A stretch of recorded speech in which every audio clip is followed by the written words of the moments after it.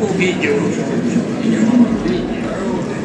molto spesso sotto questo camiciolo, sotto questa giacchetta, c'era qualcosa che portava.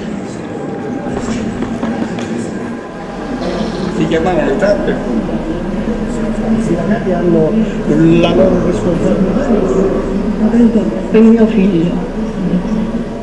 E dopo sono partito militare. E lui era quasi si morde e mi dà questo coltello. C'era un giuro sulla famiglia, quando l'ho avuto me l'ho baciato e me l'ho coltello, anche a tagliare. Ora per regalo. Maria che doveva studiare e io lavoravo alla galleria, dovevamo fare una caporale e Maria ha scelto me. 13 anni, con la licenza della quinta, ha finito la scuola, ha finito con la quinta elementare e sono andato a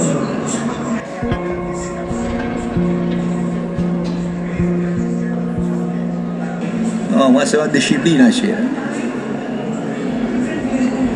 E se c'è disciplina non regappavano niente, tutte cose si buttavano. Con le donne erano tutte lavoratrici brave perché si dovevano prima pulire, c'erano la bracciante che pulivano il pesce.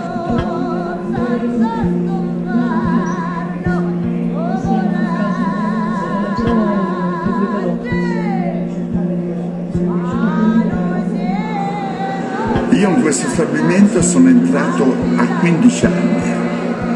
A 14 anni avevo iniziato a lavorare, sempre che faceva parte dello stabilimento, fuori lo stabilimento quando, dopo le mattanze, tagliando il tonno, si toglie il ventre, i budelle, e questi venivano lavorati dietro lo stabilimento. Diciamo che era parte della mia vita, lo è ancora. 50-100.000, la formica facevano mattanze da 1000 tonne. Si dice che i sindacati siano stati la causa della crisi della Florio. No, non credo che siano stati. I sindacati hanno la loro responsabilità. Si ingordavano, si impacciavano.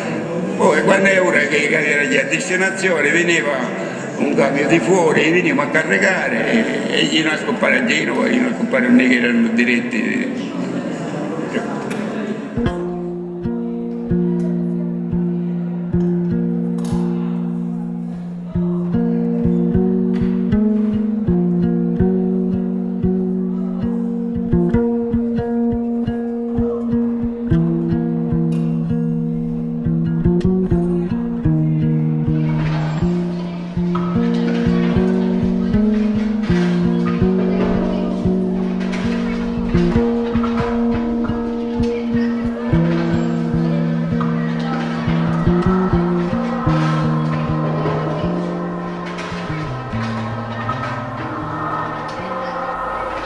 Resta con me, sempre con me,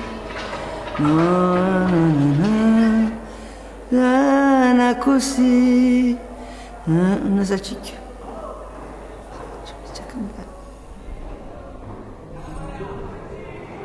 Ma l'amore no, l'amore mio non può esprimere l'amore dei capelli. Al cuore come non so. E poi? Ma se te ne andrai, le carezze le cercherai per me. Na na na na na na na na na na na na na na na na. Le parole mi scordo.